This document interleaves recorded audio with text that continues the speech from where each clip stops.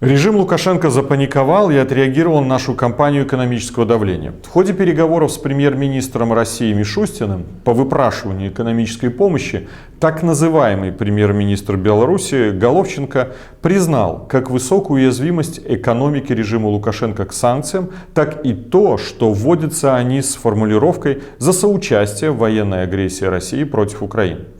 Напомним, в рамках антивоенного движения НАУ инициировала кампанию по полной синхронизации санкций в отношении российского и белорусского режимов за военную агрессию против Украины, а также по приостановке деятельности зарубежных компаний и поставщиков услуг в Беларуси наравне с Россией.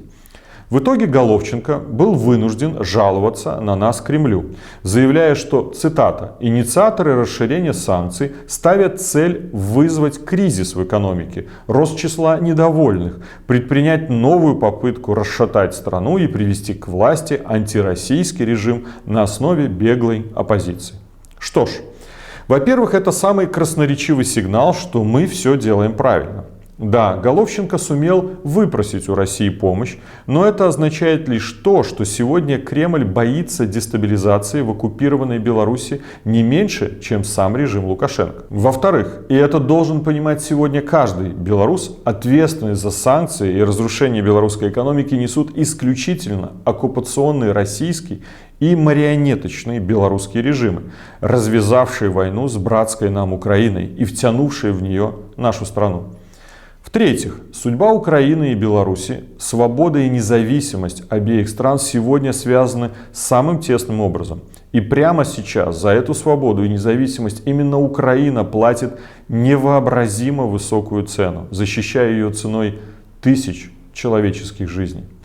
Меньшее, что мы можем сделать в этой ситуации, это максимально лишить Кремль и подконтрольное ему марионеточное правительство Лукашенко любых доступных им ресурсов для продолжения войны с Украиной и оккупации Беларуси.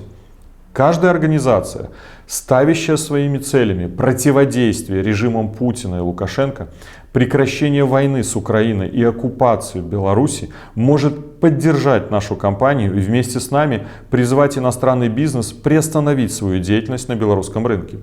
Ссылку на образец соответствующего письма мы оставим в комментариях к данному видео. Кроме того, мы приглашаем все структуры, представляющие демократические силы Беларуси, объединить усилия по убеждению цивилизованного мира в необходимости синхронизации санкций в отношении обоих режимов и устранения белорусского офшора, который позволяет Лукашенко зарабатывать на войне, а Путину обходить часть введенных санкций. Ни цента на войну, ни цента на оккупацию.